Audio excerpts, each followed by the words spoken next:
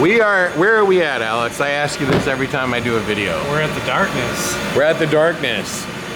And you are still trying to convince me to go to the EHC show. Yeah. Just go to East Coast, Larry. Just do it. Tell them what would get me there. If all the haunts in the area let you come film. Oh, no. That's not what would make me. No, if a handful of cool ones made it worth my while. Oh, yeah. And I want to be clear about something for the people who don't understand. I'm only doing this for fun. Okay, I'm doing this to help educate haunted house owners. And I have no motivation, no financial motivation to make a single video. I'm not being paid for anything. I'm not being coerced. Nobody's got a gun to my head, of course. What'd you do? Oh yeah, I double barrel shotgun right over there. No, I'm just doing it because I really have always done it in one way or another. And this is just a new way of doing it. But I do care. But I can say this, I'm not gonna make these videos forever because I got other plans. There's a point where you just get tired of the circus, you know? It's like, it's only so many times you can watch a clown get shot out of a cannon before you go, he landed in the same spot as he did last week. You know what I'm saying? And so, it's like, you know, I don't know how much longer I'm gonna make these videos. I will tell you that what I really think would be fun, because I really like history, is to make videos not about the haunted house industry and go to down Route 66 and just explore. You know, I would like that. I would like to go to a lot of cities I haven't been to and make a video about something I find interesting. Because there's a lot I find interesting. And I probably could talk about almost anything. Alex is saying to go to Buffalo. Now, why would I want to go to Buffalo? Because I'm there, Larry. Now, Alex, tell me some fun things we could make videos out of in Buffalo. There's a bunch of cool stuff that's there. Historically, the end of the Erie Canal, you know the Erie Canal, sites from the 1903 World's Fair that was in Buffalo. I think the first motion simulator was ever there. Flight to the Moon. Okay. And of course, you're really motivating me at this point. And of course, you want to see the Buffalo Bills, Larry. The Buffalo Bills Stadium. The stadium. Yeah, they're getting a new stadium. New stadium. Now, the other thing that's in Buffalo that a lot of people probably don't know is on the other side of Buffalo is Niagara, New York. Niagara Falls, yeah. And then Niagara, Canada. Yeah. And so they got a lot of haunts over in Niagara, Canada, but they're all pretty awful. So it is what it is. Tourist trap. It's definitely a tourist trap. But I like Niagara Falls. It's a cool place. Yeah, I mean, relaxing. It's definitely probably the most exciting thing in Buffalo. I know, because it's like, you know, it's like almost like an amusement park. Now you have a wonder of the world. Now, don't you have an amusement park in Buffalo? A small one. We have Fantasy Island, and we have Darien Lake, Six Flags Darien Lake. Which one's better? Darien Lake. Do you go to both? Yes. Okay. Now, I've asked you before, when you live in Buffalo, how many feet of snow might you get in a week? Last year I got 4.5 feet in a week, but it all came like 8 inches here, another 8 inches the next day. It's really not that bad. But now, you like to go travel and work for haunts. You're a hired mercenary. Yes. Okay. Now, what if you leave your house to go work for a haunt? You come back and you can't get in your house. Does that ever happen? No, luckily I have great family members who take care of my house when I'm gone, so... They'll come over and dig you out? Mm-hmm. Ah. And have you ever gone right around the corner of the Bobcat. I've had to call him up a couple times. Yeah. And he came over with the Bobcat, and where do you put the snow at? In the front yard? Front yard, backyard. Oh my goodness. It's fun. You like dealing with all this snow? It's really not that bad. It's really not that bad. When you say 4.5 feet, I would say that's bad. It's just out there. I mean, like if you left your house and came back 4.5 feet, you couldn't get in your house. It would be impossible. Yeah, but it didn't like go at once. It spread out over a week. So, yeah. It's still 4.5 feet. And with drifts, it could literally cover your entire front of your house. Back my house. The back. You've had your whole back window and everything fully covered. That's wild. Has it ever broke a window? You ever see roofs fall in? Lots of gutters. Yeah. That's crazy. So you like Buffalo? Pretty cool place. Just chill. No, it definitely sounds like you can chill there. And 4.5 feet of snow. Sounds very chilly. Okay? And that might be an understatement. What a joke, Larry. What a joke. Now, how far is Toronto from Buffalo? 2.5 hours? 2.5, 3 hours? You ever go there? Is it fun there? Yeah. It's kind of like Canada, New York City. So All right. Well, go to the film festival there. That's what I'd go for. the film festival. Now, what do you think of St. Louis? It's all right. It's all right. We don't get as much snow. No, but you get ice storms, and ice storms are way worse. Take snow any day. We get a few ice storms, not that many, but we can. I feel like every time I'm here, there's an ice storm. So. No, I don't think so. Now, the most snow we got this year, I think, was like 1.5 feet. That was excessive. Were you guys shut down for like a week? Oh, we didn't shut down for a week. Don't be a jackass. All right, 3 days, 3 days. No.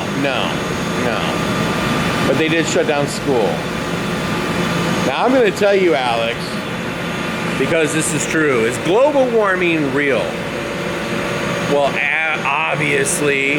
And it's not because this is what I find completely insane. Why are we getting a global No. I just have to say this. Oh You got these global warming, environmentalists that think, oh, if we spend trillions of dollars, we'll fix it.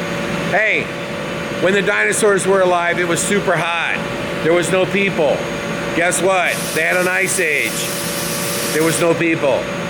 And snow, ice, cold kill. Out of 8 people who die, 7 of them die from the cold, not the heat. But the planet, it just changes. And I know this, Alex. I know that the planet changes. And I know that St. Louis changed. Because when I was a kid, I was in like 4th grade, we used to be able to build igloos. Take cardboard boxes, you fill them with snow, you tip the box over and you pour water on it, right? You could build an igloo. You can't build igloos in St. Louis anymore. No, and they never close down school for snow. Never! Now you get 1 inch and they close. But that never happened when I was a kid. You walk to school. You walk to school in the snow. They don't close down school. Old man Larry. Oh, hell no. They don't close down school. 15 miles to school every morning. But then I moved to Houston, Texas. And I think it snowed once there, and it was like 1 inch. And everybody was like, oh no, what do we do? But you know what they do have in Houston? Torrential rain. Like, we're talking flash flood rain. You've had torrential rain here for 3 days. It's not the same as in You had Houston. some bad rain. No, in Houston, like I lived in a subdivision, we'd play baseball all the time. There's like a sewer every 30 feet in Houston because of the rain. They don't, like in my whole subdivision, there's not a single sewer. There's not one anywhere. So what they do in St. Louis often is they build these retaining ponds and the water drains off into them. But they hardly have any sewers, almost none. But in Houston, they have them like every 20 feet. So we lived in the sewers because you have to go down in the sewer to get your ball back when it goes, you hit it and it goes in the sewer. But like, I remember in Houston walking through 1 foot, 2 feet of water, okay? Because and that's with like 10 million sewers everywhere to catch the water. Like in Pennywise, they go and then Pennywise is in the sewer. They don't hardly have those in St. Louis. City, they do. They have a few, but not very many. Not very many. So anyway, now that we've chatted about all these things, let's tell them about what we've been working on here.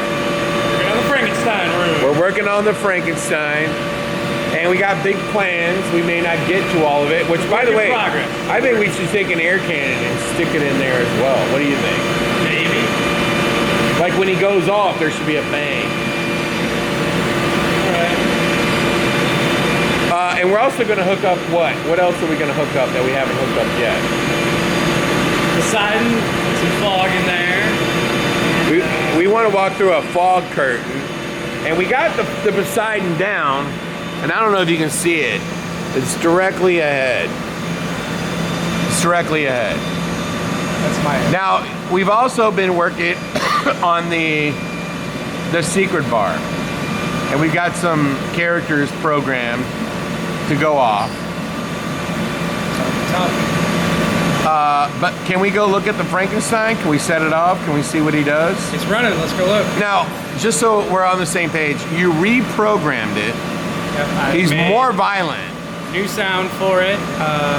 New sound, new program, new lighting program. Well, the lights have their own program. And yeah. Still gonna make a couple tweaks to it. Let's go look. Let's check it out. Now, I want to say, first off, we're going to walk through a pitch black section of the darkness.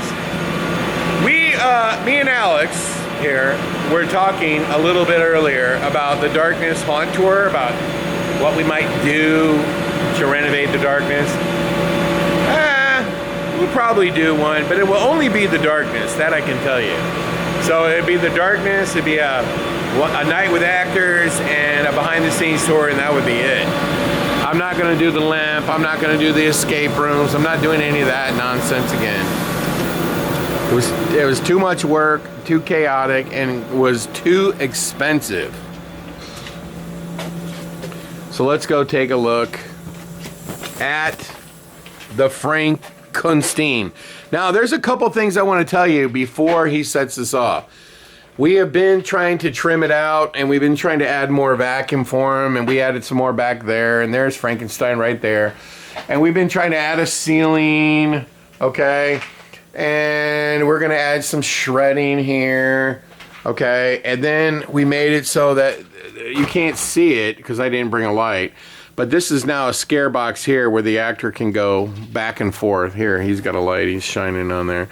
And so we actually made 2 scare boxes in here. There's actually 3, technically, because there's one right there. Now, I want to say that this room makes no sense at all. Okay, and Alex is over there laughing because he's being an ass. Okay, but it doesn't make a whole lot of sense. And I get that, but we're just trying to get this done for halfway to Halloween. And so to really do their whole room up, I think I would need some props. I probably would try to buy them from Unit 70.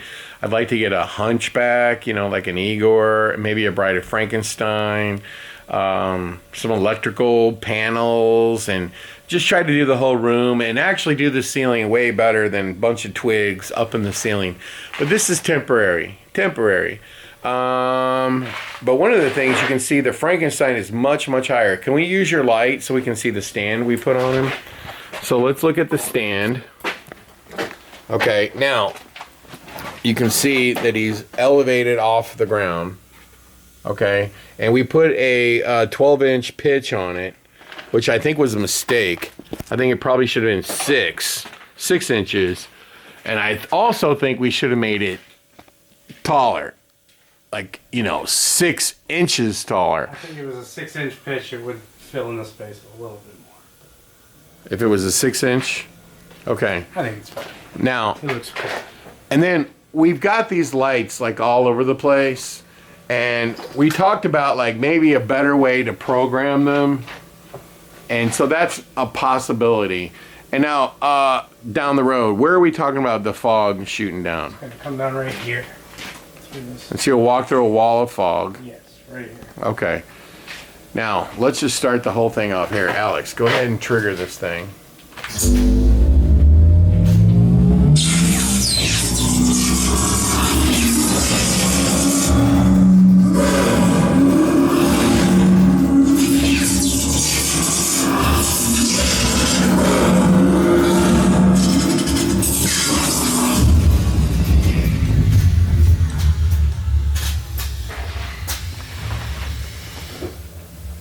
Now, one of the things I think it probably could use in the sound is like big pops at the end where the whole room goes black and you have like shots of strobe lights, you know, with the pops with an air cannon.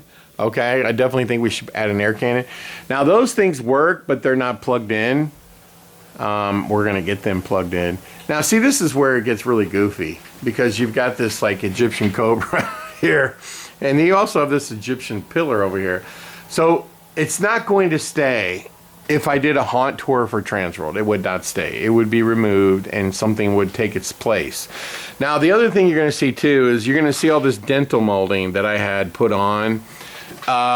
It looks absolutely terrible at the moment because the only way you can make this look good is it would probably take 4 or 5 buckets of Synergy to literally hide all the dental cutouts. You have to goop it on like everywhere, okay? And then repaint it. It'll look great. And then of course we need to put shredding everywhere and get everything put in here. But let's run it one more time and let's take a look. And let's have everyone out there give us your feedback. Tell us what you think we should do. You ready, Alex? Mm-hmm. Trigger it again.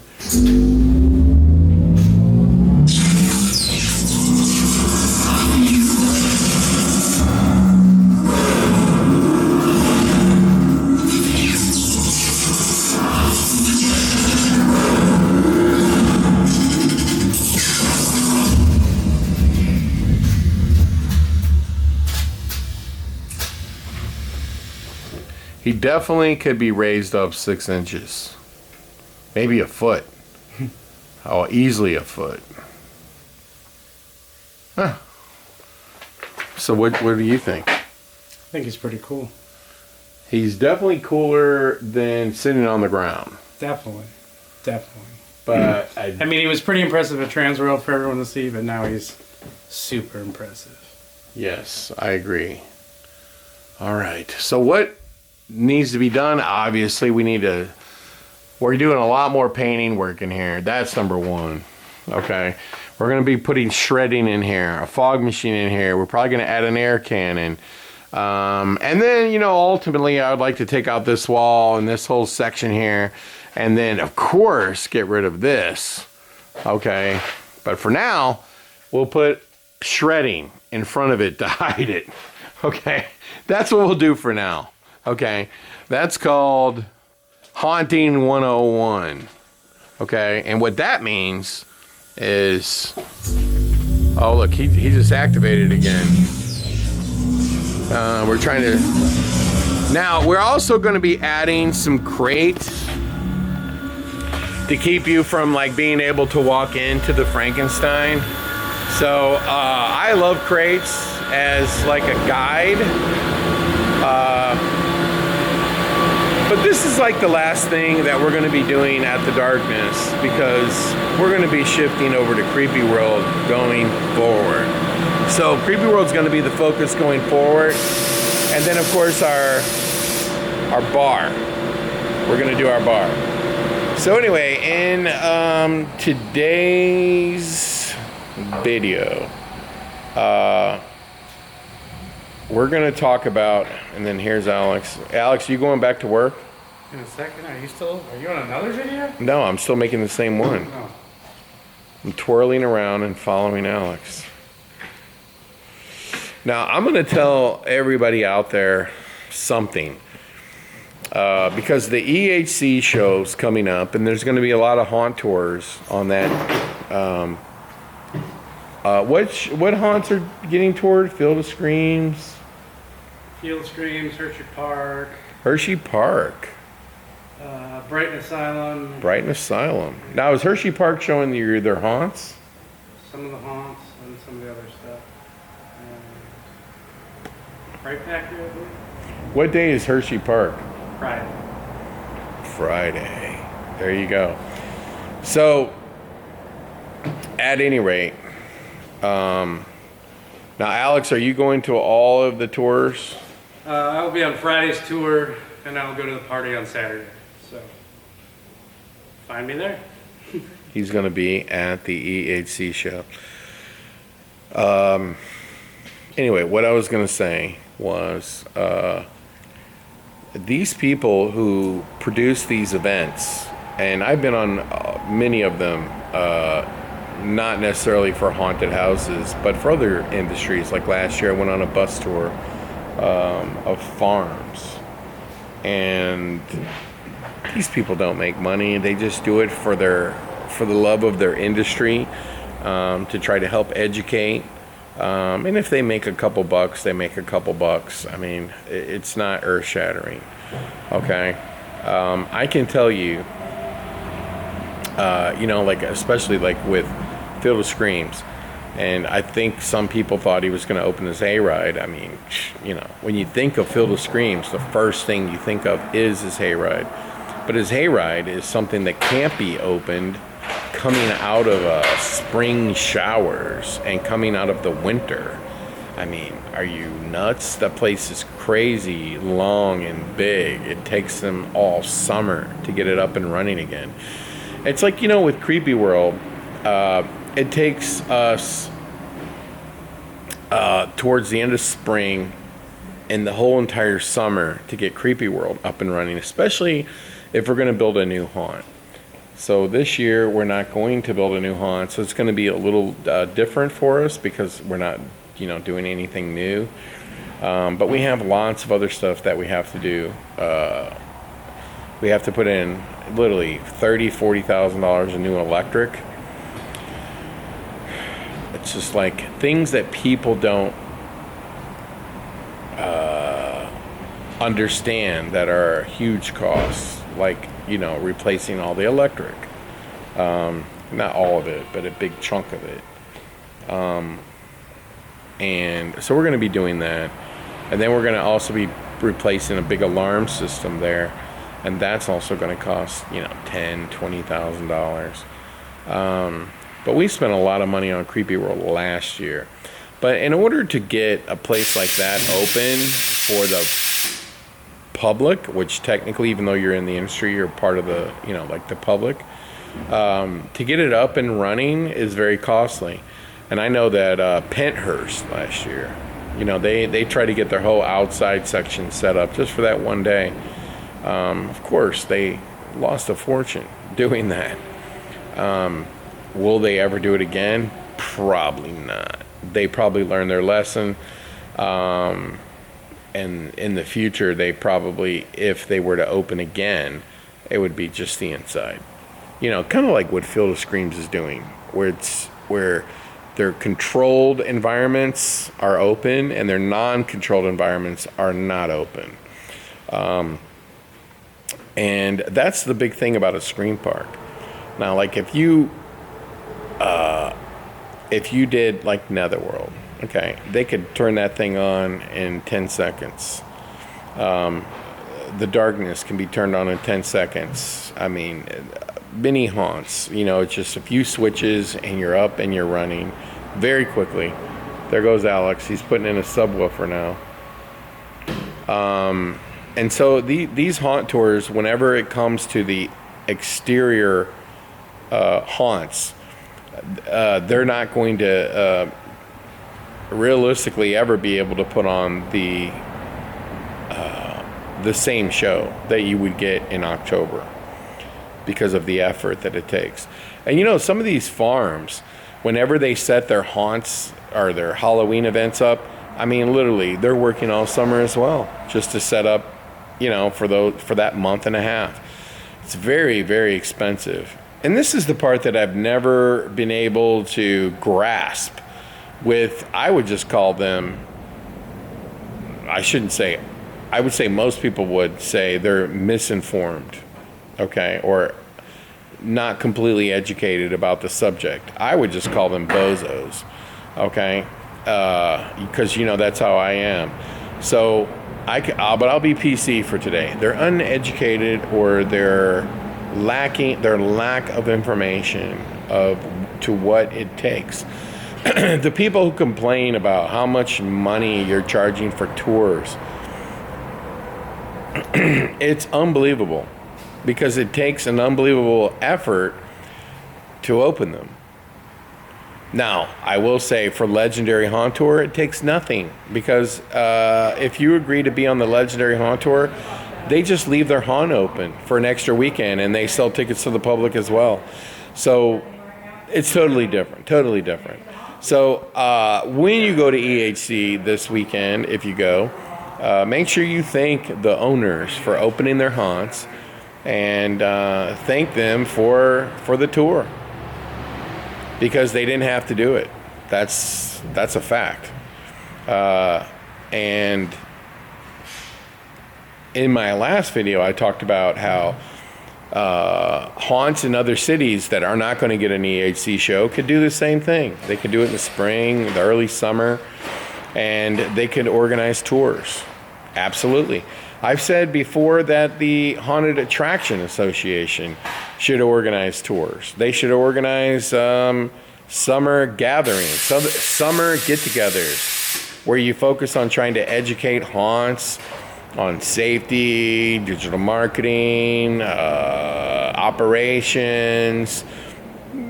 what's trending, whatever. And they could literally focus on this and do tours.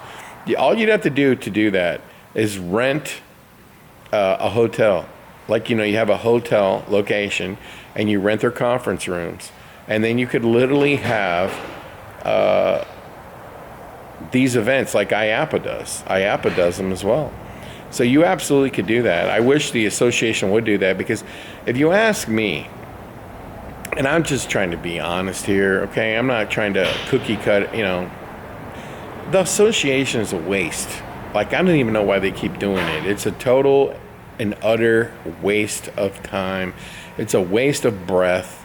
They don't do anything that makes a difference in anybody's life whatsoever. Because if they did, they would produce a seminar series. They would produce a trade show. They would produce haunt tours. They would produce all of the things that associations do for their industry.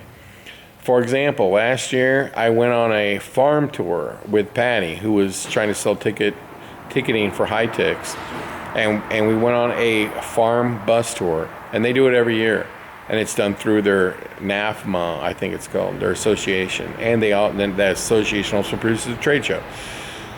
So what you have in the haunted house industry is you have an industry where private enterprise produces everything. Specifically Transworld, they produce the trade shows, they produce the seminars, they produce the haunt tours, they produce pretty much everything. And so what does the association do? Nothing. And how can you ever do anything positive if you don't have a way to generate income? Now, you know what would be wild? Okay, I'll just say this. Let's just, the people who own and operate, Jen, Rich, I don't know if her father still does it or not. They're not going to live forever, okay? What would make a lot of sense is for the association to buy the trade show, to literally buy it. That would make a lot of sense. I'm not talking about today. I'm talking about that's a logical exit plan for them, is to sell it to the association, who then they would produce it for the industry. They would start producing summer events and so on and so forth. That makes a lot of sense, because then you would generate all that revenue and you'd be able to do all kinds of positive things, for the industry. How in the world could they afford it? Well, you're going to have to get a lot of haunt owners. A lot of haunt owners. And I hate to say this, but a lot of the association has never really shown the ability to manage a lemonade stand, much less a trade show. That's just calling a spade a spade.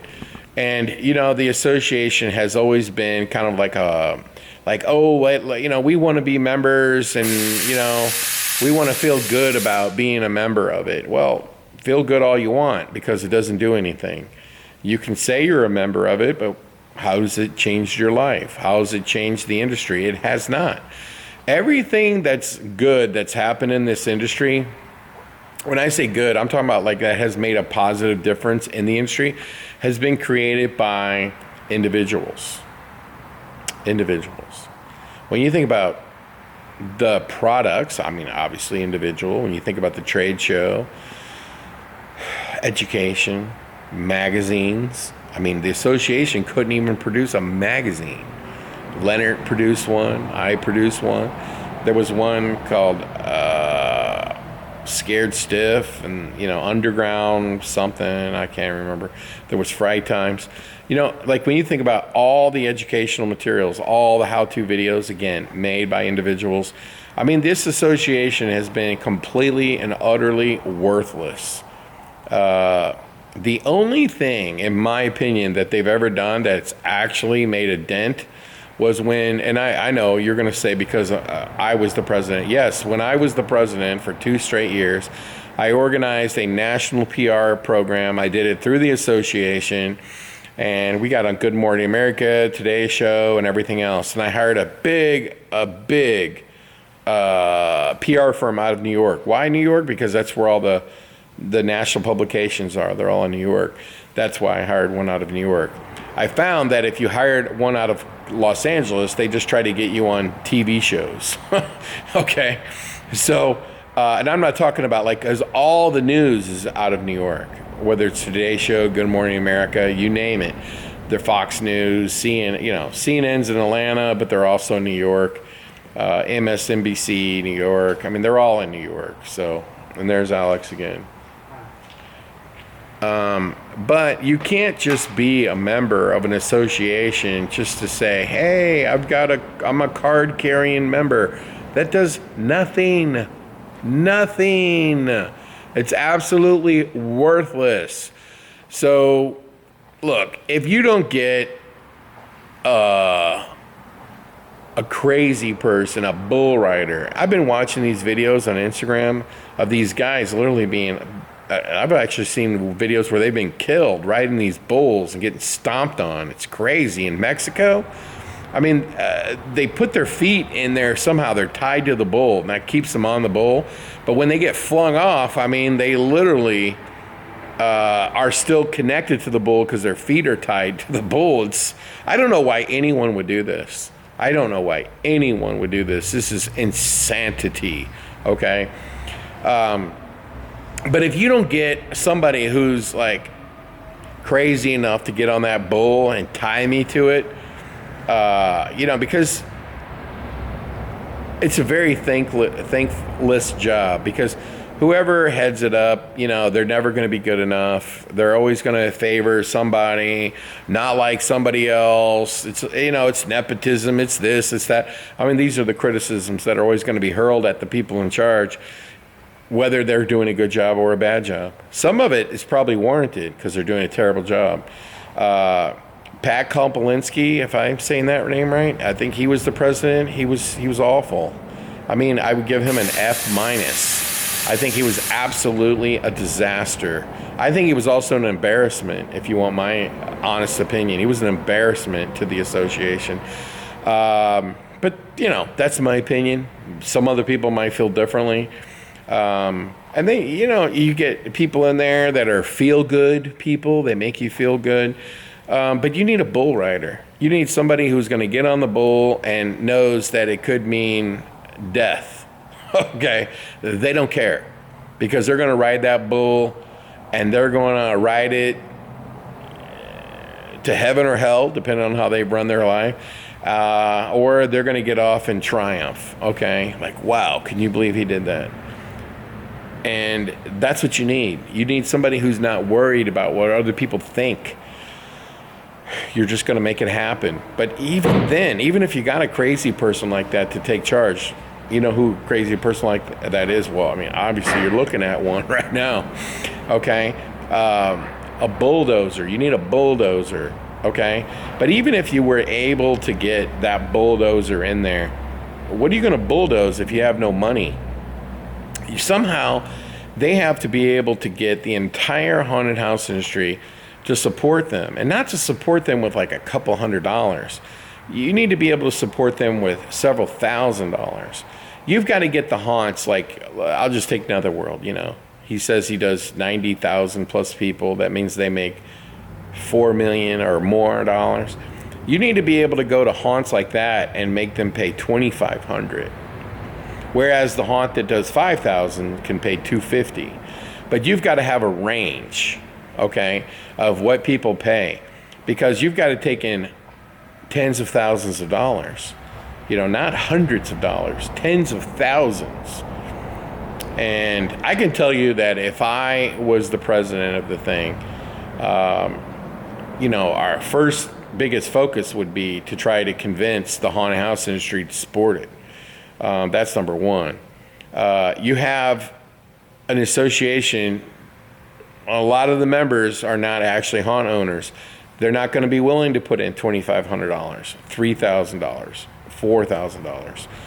Because, and by the way, why would a big haunt, put that money in themselves? Well, you're going to have to convince them that you're going to make a difference on their business and everybody down. It's trickle down. Everybody's going to benefit because of what we're going to do. Okay, but what are we going to do? That's a good question. Well, I can tell you, me personally, if I was in charge of it, I would immediately organize a summer, event that would be seminars and haunt tours. Okay. Where the seminars were really devoted to helping a haunt owner get over the hump, you know, and I would make this event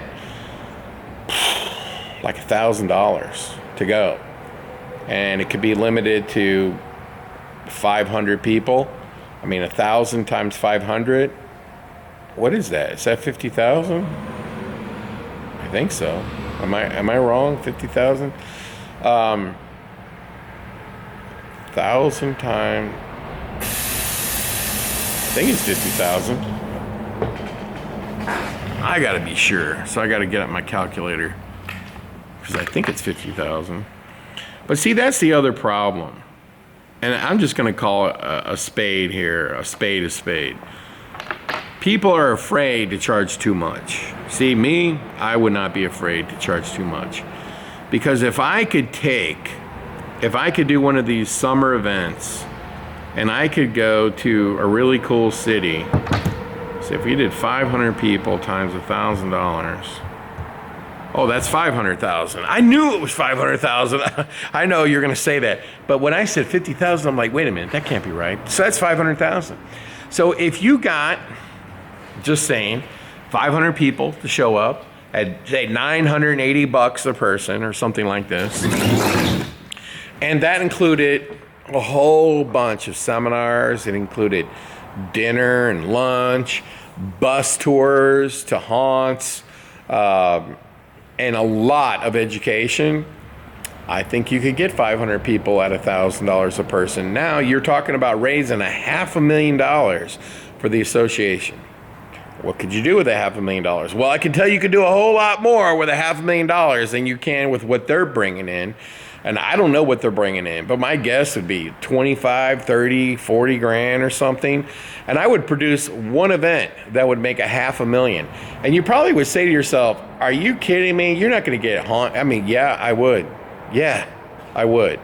Because number one, I'm going to get qualified speakers that actually would help your business. I'm going to organize it. I'm not going to have some home haunter guy or some guy that just happens to work in a haunted house organize this event. No, I'm going to do it myself. And I'm going to make sure that this event will make a difference in somebody's business. And you know what else is going to make a difference in somebody's business? Hopping on those buses and not going through haunts where they turn everything on and you get scared or whatever. Hell with that. We want to go on haunt tours during the day. We want to go on a haunt tour and we want to see some of these haunts and have the owners explain how they raise more revenue? How are they in creating ancillary income? What are some of the highlights of their attractions? We want to learn from these haunts. That's what we want. We want to learn from them. And I can tell you that if you went to Field of Screams, you can obviously go there and they could turn on the whole damn thing. Or what would be better is to have them do a meet and greet to kind of give you a Q&A about their place, and then walk you around through it and show you what they do and tell you what they do and tell you where their food trucks go and so on and so forth. See, that's what the association should be doing. But the problem is, and I hate to say this, but you got people don't even understand, if they were going to organize it, where would they put it? What would the seminars be? What should the topics be? How should we tour the haunts? And I'm not saying that you don't have at least one haunt on each night where you go through and you're seeing the haunt in action. Maybe, maybe not. Doesn't matter.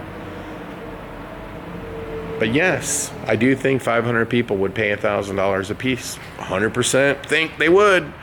Okay? But you got to make it worth their while. And that's how you would make the association make a difference for the haunted house industry. Now, I've actually talked about this before, and you know, some people don't like it because I just call a spade a spade. But look, you know, you just had a president run the thing for 2 years. What did you hear? You heard nothing. What did you hear from the president before and the president before? You heard nothing. Nothing changed. Nothing happened. You know, I'm sure they did little things, but it's hard to do. And I don't blame, like, I think Spencer Terry was the last president. I don't blame him. You know, he's got a haunt to run. He's got things to take care of in Salt Lake City. Just because you're the president doesn't mean that you have 40 hours a week to devote to this thing. You don't. That's why you need to raise money so you can pay people. And you have a board, and the board figures out what to do, and then they instruct the people who are getting paid to do it. Just saying. Just saying. Am I wrong? Leave a comment below and let me know. I don't know. Should I join the association and become the president of the thing? I really have no interest in that, because maybe I would if there was a mandate from the haunted house industry where they literally said, we've got to fix this thing once and for all, put it on the right path. Maybe. I don't know. Maybe. Or maybe not. But what I can do is I can make these videos and I can talk about it. And maybe you don't like what I'm saying. Maybe you don't agree. But am I wrong? Sometimes people don't like to be told or reminded about the truth. They just want to feel good about the situation. And if you ask me, that's what the association for this industry has been for 25 years. You join it, you feel good about it. Because, hey, we get to go to the Oscars. Who cares? Doesn't change anything. And by the way, that's another thing that has to be totally reinvented. Oscars. They should give out Oscars, okay, for the person who made the best haunted house commercial, the person who had the best viral video, the person who did the best on social media, the person who did the best new scene, whatever. I mean, you can make all kinds of things. And then literally, wouldn't it be cool if you're sitting in the room and then they play the nominees so the people in the audience can actually see what they're being nominated for? They would learn from that experience. See, but in order to organize the event that cool, like what I'm saying to do, you'd have to have full-time staff. You'd have to have people who are working to organize that event.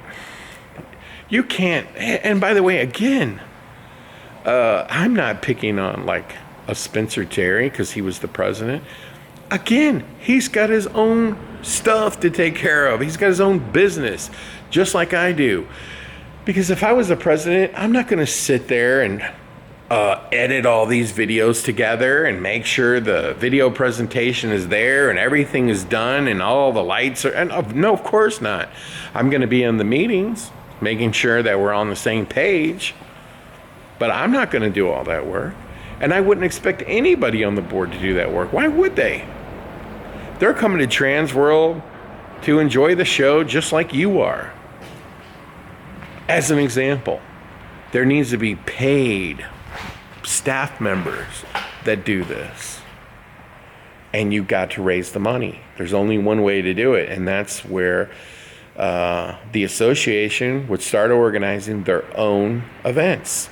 And I'm not saying you start to do a trade show. I'm not saying that. I'm saying you've got to do something that benefits the haunted house industry, but also raises the money for the association so they can make a difference in the industry. With that being said, there's Alex. Alex, are you going home now? In the morning? In the morning. You're going to be heading out and going back to Buffalo. Is it snowing in Buffalo? No, it was last week. It was nice yesterday, I guess. Are you going to drive by the stadium and take a peek? It's on my way home, so it is on my way home. So. Well, thanks for coming out, Alex. Thanks for having me, Larry. It's always fun. And we got to see if we can get the Frankenstein just dialed in a little more. That's what I'm doing right now. Yeah, I'm excited. And I'm excited to see the secret bar. Vernon, what's his name? Jules Verne. Jules Verne and Edgar Allan Poe arguing with each other. That's going to be fun too. Mm-hmm. Along with that new pinball machine, Evil Dead. It's pretty fun. Well, happy Halloween and happy haunting, and we'll see you again very soon, Alex. Stay spooky, guys. Bye. Bye.